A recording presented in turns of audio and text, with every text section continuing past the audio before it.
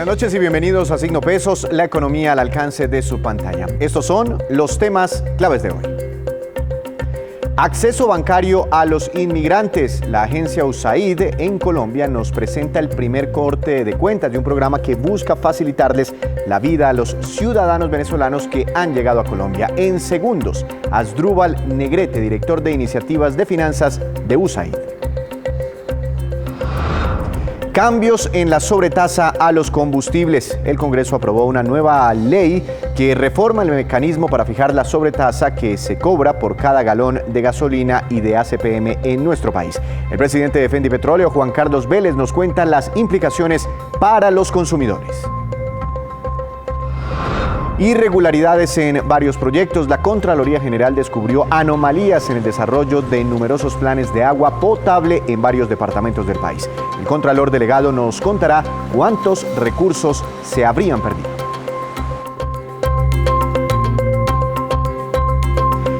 Bienvenidos a esta nueva emisión de Signo Pesos. Comenzamos hablando de un programa que pusieron en marcha varias entidades hace unos meses para facilitarles a los migrantes venezolanos el acceso a los servicios bancarios. Doctor Asdrúbal Negrete, director de Iniciativas Finanzas Rurales de USAID. Buenas noches, gracias por estar aquí en Signo Pesos. ¿Cómo ha estado?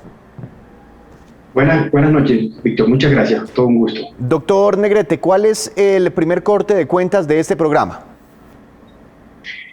Este corte, digamos que este esfuerzo que ha hecho la Agencia de los Estados Unidos para el Desarrollo Internacional USAID con acompañamiento de esfuerzos del gobierno colombiano y unas entidades privadas, en el corte a diciembre del 2020, con nuestros aliados financieros habíamos podido atender más de 19,000 venezolanos con una cifra en servicios financieros movilizados superior a 1.8 millones de dólares. ¿Y usted qué balance, digamos, este balance para usted es positivo o negativo, pues teniendo en cuenta que hay más de 1.600.000, 1.700.000 venezolanos en nuestro país? Y esa cifra de acceso al mundo bancario apenas cobija o está cobijando en ese momento a menos de 20.000. Sí, señor Víctor, digamos que en este esfuerzo hay varios temas que tenemos que mirar. Uno, que el servicio financiero colombiano está contemplado en este momento en la ley para las personas que tienen un estatus regular. Entonces, en la medida en que esta población venezolana tenga un estatus regular, esfuerzo que también viene haciendo el gobierno nacional por alcanzarlo, podrá tenerse mayor acceso a servicio financiero. Y este ejercicio que está haciendo USAID con varios actores privados de bancos, compañías de financiamiento y cooperativas, lo que busca es dar un ejemplo para que veamos cómo estos beneficiarios venezolanos pueden ingresar al sistema colombiano y servir de apoyo para el desarrollo económico de los mismos. Es decir, que estos casi 20.000 son venezolanos regularizados. El que no tiene ese estatus en nuestro país no puede conseguir, no sé, un préstamo aquí en Colombia. Es correcto, Víctor. En este momento, esas personas que acceden a un servicio financiero, como lo tienen establecido la Superintendencia Financiera y la Superintendencia de Economía Solidaria, deben tener un estatus regular. Los que no tengan un estatus regular no pueden acceder a un servicio financiero formal. Acceden a otro tipo de ayuda que también viene coordinando el Gobierno Nacional y también con el apoyo de USAID. Además de este estatus en nuestro país, ¿qué otras dificultades se encuentran los venezolanos cuando van y tocan las puertas de un banco para que les presten un crédito?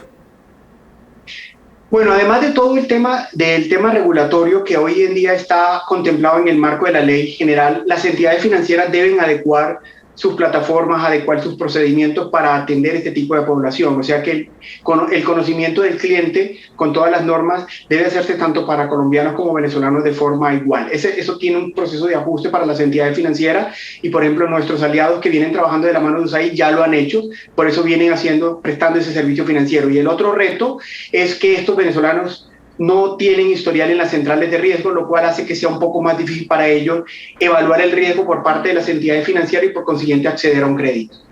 Pero no existe en Colombia, en Venezuela, el equivalente a Datacrédito en Colombia que ustedes puedan consultar desde aquí, los bancos que puedan consultar desde aquí.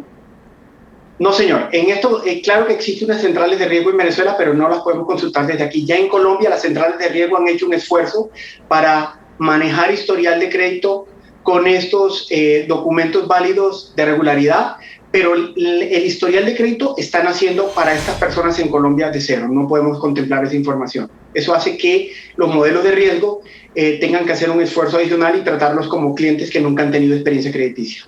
Entiendo perfectamente. Bueno, ¿qué cosas se podrían hacer para llegar a un mayor número de beneficiarios? Bueno, lo primero es que esperamos que con la nueva campaña que tiene el gobierno y con su nuevo plan de regularización tengamos más ciudadanos venezolanos en estado regular en Colombia. También esperamos que con este ejemplo, con los aliados financieros que USAID está acompañando, podamos dar un ejemplo al resto del sistema financiero para mostrar que sí son un objeto de crédito, objeto de ser clientes de servicios financieros tradicionales como lo son los ciudadanos colombianos. Y adicionalmente, entender que todos estamos apostando a tener una Colombia con una reactivación económica y esta fuerza laboral, que viene de Venezuela, se debe integrar económicamente con ayuda de esas entidades que le presten servicios financieros. Claro, de hecho muchos analistas dicen y creen que incorporada toda esta población podrían contribuir con la reactivación de la economía colombiana porque demandan también servicios, bienes y servicios en nuestro país. ¿Qué tipo de servicios están contratando los venezolanos en los bancos aquí en Colombia? ¿Solo productos de crédito o también productos de depósito?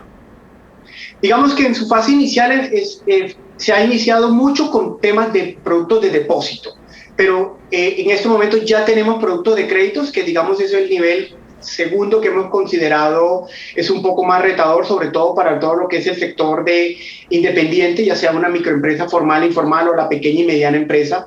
Y también estamos con nuestros aliados llevando productos de seguros que puedan ellos acceder y facilitarle con coberturas en sus necesidades diarias, pero también tenemos plataformas digitales que les permiten hacer pagos y transferencias electrónicas.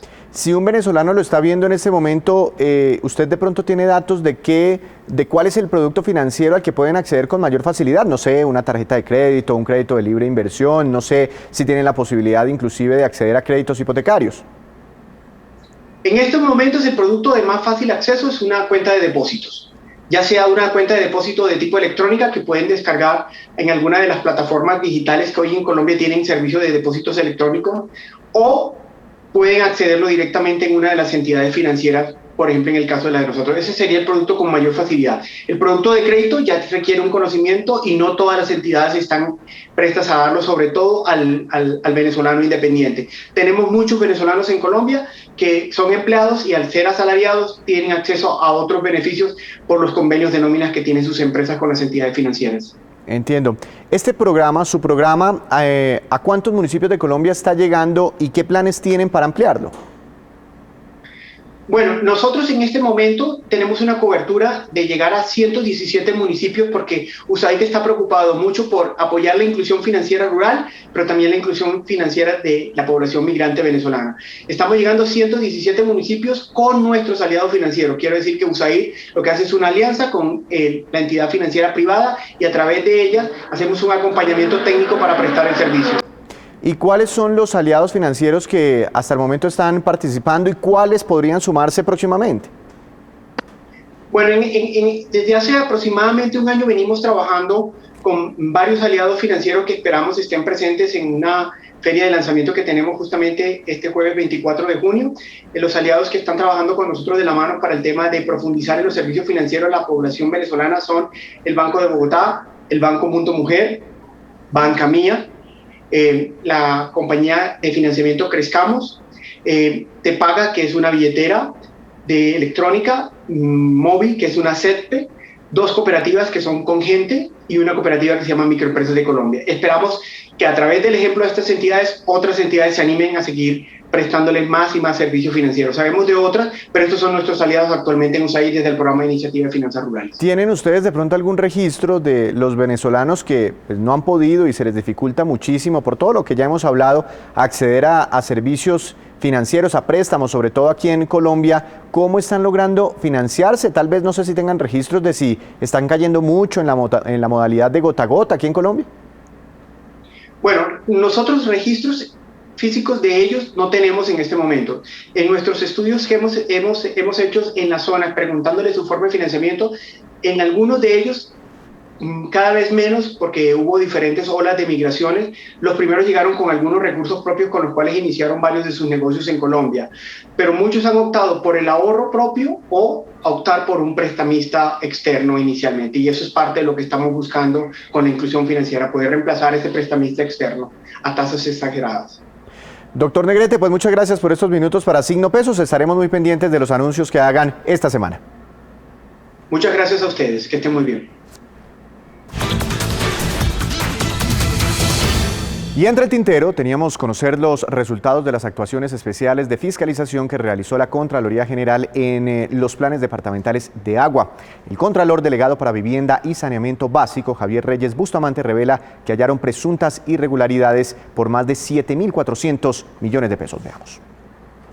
La Contraloría Delegada del Sector de Vivienda y Saneamiento Básico, en el marco del Plan de Vigilancia del año 2021, auditó, por medio de actuaciones especiales, los planes departamentales de agua de los departamentos de Antioquia, Boyacá, Norte de Santander, Vaupés, Bichada, San Andrés y Providencia, entre otros. ¿Qué pudimos evidenciar? Deficiencias en la planeación y ejecución de los contratos. De estos, muchos se encuentran suspendidos. Falta de supervisión y retrasos de obras. Como resultado de estas actuaciones especiales, encontramos 88 hallazgos administrativos, 80 con presunta incidencia disciplinaria, 2 penales y 32 hallazgos fiscales por una suma alrededor de los 7.500 millones de pesos. También pudimos encontrar beneficios por 1.400 millones de pesos.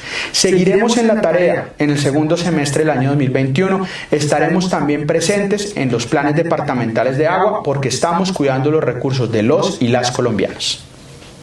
Hacemos una nueva pausa o nuestra primera pausa, pero cuando regresemos espere cuáles son las expectativas económicas actualmente por cuenta de los empresarios colombianos. En segundos, el reporte del DANE. Ya regresamos.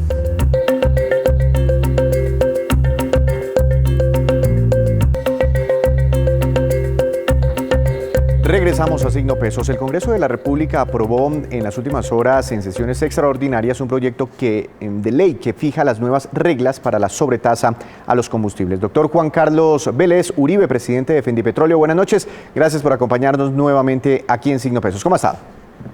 Víctor, muy buenas noches. Un saludo muy cordial a usted y a toda su teleaudiencia.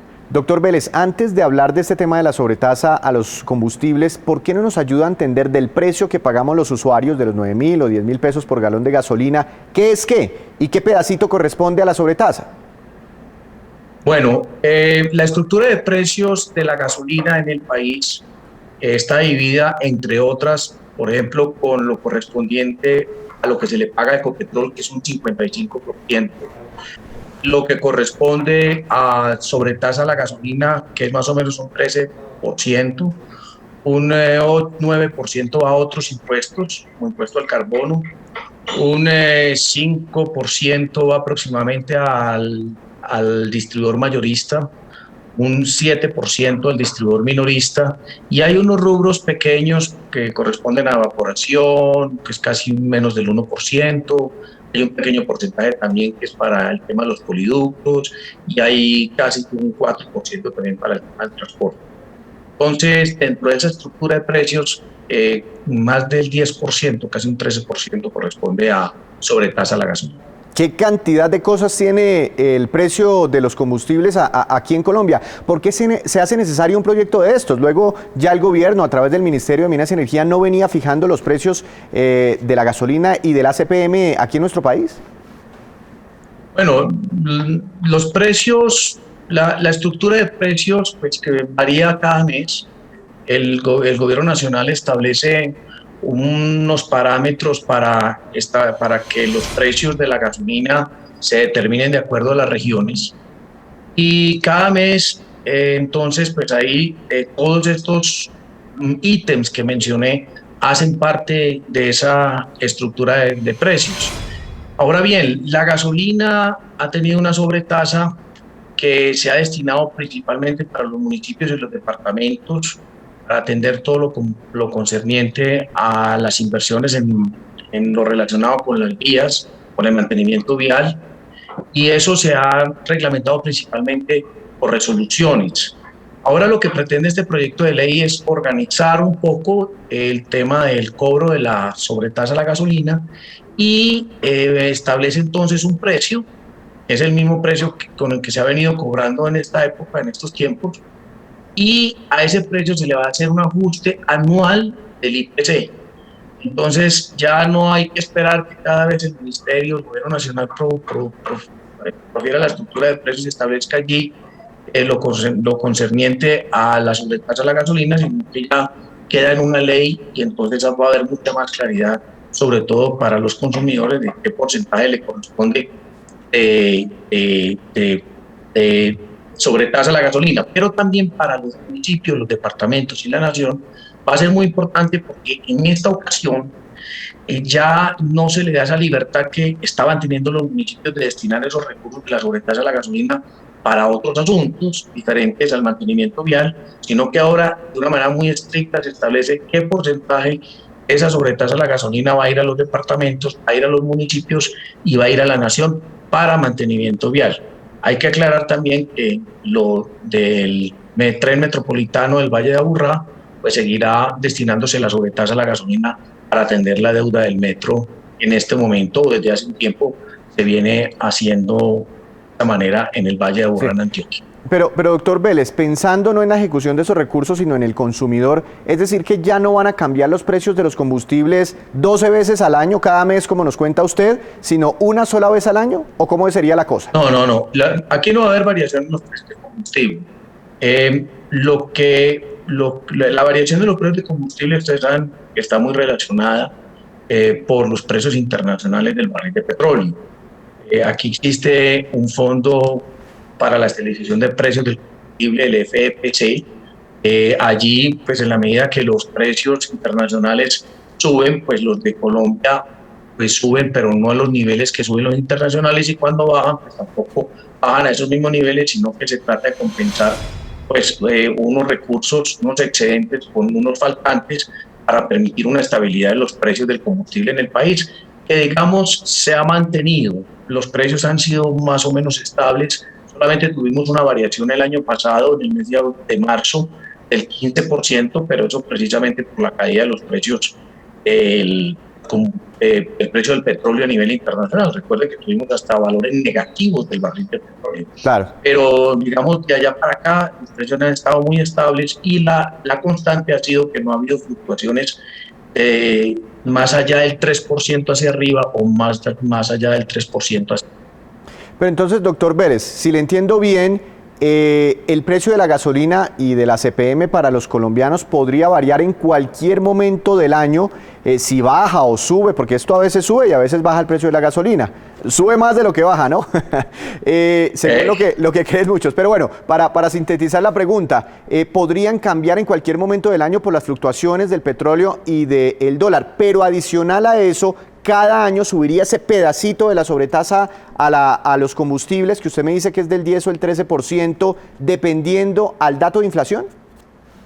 Claro, por supuesto. Usted sabe que la variación de los precios de la gasolina, como lo decía yo ahora, se basa principalmente en la fluctuación de precios del petróleo.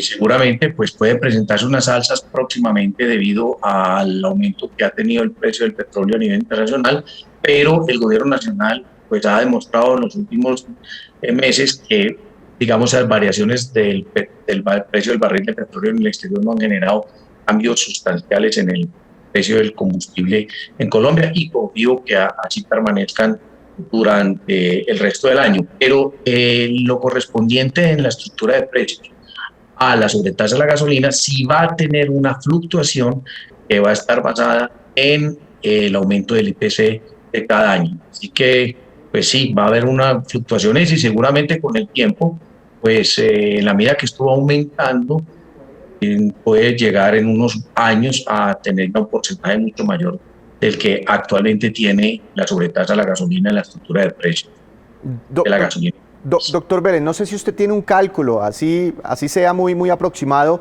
de si tenemos este año una inflación entre 3 y 4%, que es lo que están esperando los analistas, el próximo año, ¿cuánto podría llegar a subir el galón de gasolina para los usuarios? O bueno, el año en que empiece a regir esta nueva norma. Víctor, es que es muy relativo, porque puede que suba, digamos, el impuesto, pero baje lo correspondiente al ingreso del productor. El ingreso del productor es lo que se le paga a Ecopetrol, que es el 55% del total del costo del galón de gasolina en el país. Entonces puede que baje el costo del productor, suba un poquitico el precio, pero la sobretasa de la gasolina, y eso puede, digamos, generar casi que una estabilidad en el precio. Entonces todo depende de muchos factores y yo no me atrevería a decir que el año entrante vamos a tener un aumento del precio de la gasolina. Lo que sí digo es que este año el gobierno nacional, digamos, no ha generado unas fluctuaciones importantes en el precio de la gasolina en el país, como sí ocurrió el año pasado cuando de un momento a otro disminuyó en un 15%, de un día para otro, un 15% el valor del galón de gasolina. Este año ya está estabilizado y esperamos todos que se mantenga a ese mismo nivel. Doctor Vélez, una última pregunta. Ustedes, las estaciones de servicio, ¿cuánto recaudan al año solo por el segmento de la sobretasa a la gasolina? ¿Por qué estos recursos son tan importantes para las regiones del país? Bueno, el recaudo es del orden de los 2.1 billones de pesos, de los 6 billones de pesos que recaudan las estaciones de servicio en impuestos. ¿Cuál es la importancia de este tributo? Y es que los ingresos fijos que tienen los entes territoriales es este.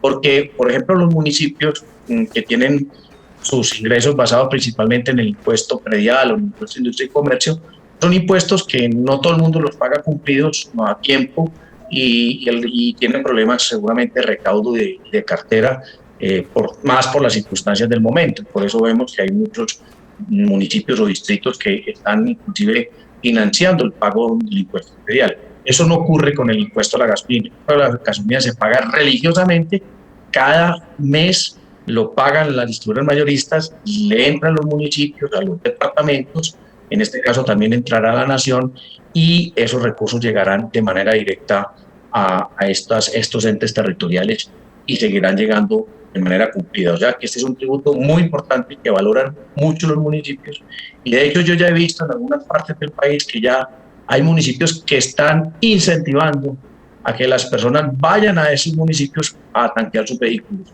porque eso representa mayores ingresos, tributos, principalmente el de la gasolina para eso. Doctor Vélez, muchas gracias, que tenga una feliz noche.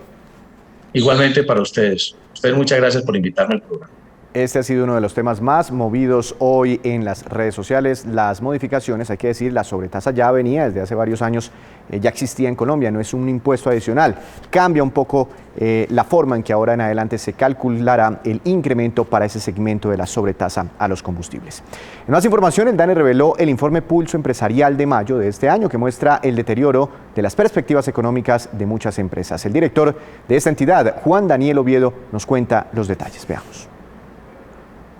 Para abril de 2021, que fue la medición que tuvimos el mes pasado, el indicador llegó a un nivel de 52.37 puntos, es decir, que veíamos a los empresarios ya pasando el umbral de pesimismo y teniendo unas perspectivas relativamente hacia la mejoría de la situación económica del país y de sus empresas. En este mes de mayo estamos viendo un indicador de confianza empresarial de 51.56 puntos, por lo cual estamos reportando una reducción de 81 puntos básicos, en donde fundamentalmente el deterioro de esas expectativas está centrado en primer lugar a la situación económica del país, tanto mayo de 2021 comparado con mayo de 2020 como con un futuro mayo de 2022, pero lo más preocupante es que se está deteriorando la situación o las perspectivas económicas de la empresa frente a lo que sucederá en los próximos 12 meses, es decir, hacia mayo de 2022.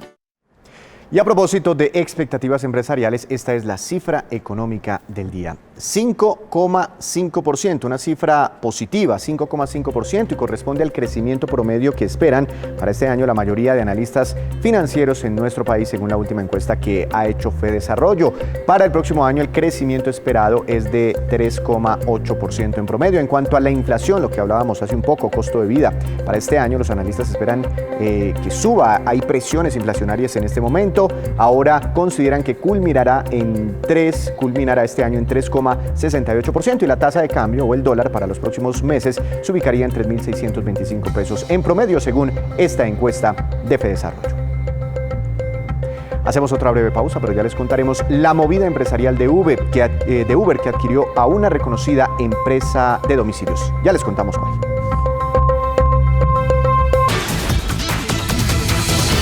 Y como siempre, Juan Fernández nos tiene información del mundo empresarial, esta vez de una jugada que hace Uber al comprar a otra empresa. Veamos la nota que nos preparó nuestro experto en negocios, Juan Fernández. Juan.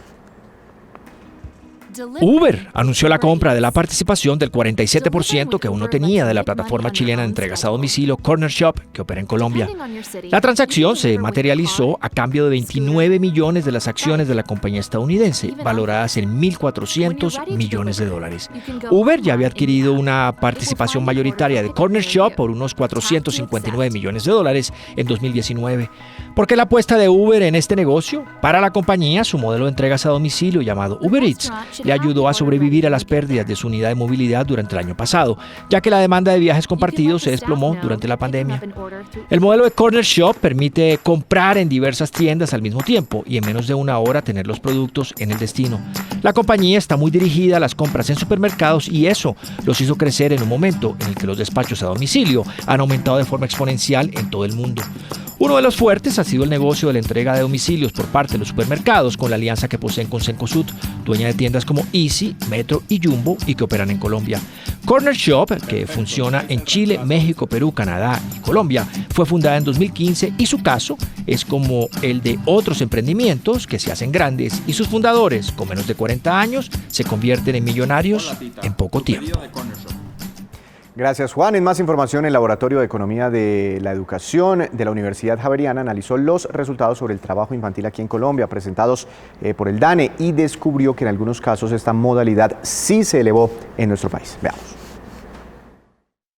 Se destaca que aunque en Colombia la tasa de trabajo infantil venía disminuyendo desde 2016, hay un aumento en la tasa de trabajo empleada, que es la relacionada con tareas del hogar y trabajo no remunerado. Esta se ubica en 10.2% para el último trimestre del 2020 y contrasta contra la tasa del 2019 para ese trimestre que era del 9.5%. Esto indica que la pandemia ha obstaculizado los esfuerzos que se venían haciendo para mitigar el trabajo infantil. Además, en 2020 los niños colombianos, pero especialmente las niñas, dedicaron ligeramente más tiempo a trabajar en casa o a buscar trabajo y menos tiempo a estudiar respecto al 2019.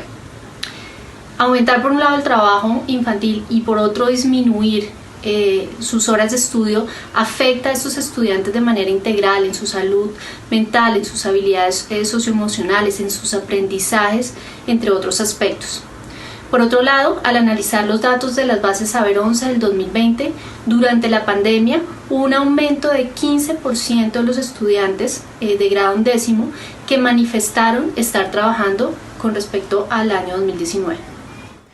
Y ahora vamos con estos que son los indicadores económicos que usted siempre debe conocer antes de irse a dormir. Tasa representativa del mercado que regirá para mañana. Arranca el dólar subiendo un poco, 3.758 pesos con 8 centavos, ganó hoy 4 pesos con 31 centavos. Petróleo de referencia Brent, protagonista sin duda, hoy subió 1,93%, se ubicó casi en $75 por barril, sigue manteniendo un muy buen precio, esto es bueno para los ingresos de Colombia. Precio interno del café subió y quedó en promedio para mañana a 1.420.000 pesos por carga. Índice MSCI Colcap de la Bolsa de Valores de Colombia cayó 0,89%. Muy deprimido sigue el mercado de acciones de nuestro país, no levanta cabeza. Acción más valorizada, Grupo Aval, con una ganancia de 4,29%. Y la acción que más cayó fue la de Fabricato, que tuvo un retroceso del 10%. Pero antes de despedirnos, los dejo como siempre con un dato muy interesante. El RUND acaba de revelar las cifras de matrículas matrículas o ventas de motocicletas en todo el país.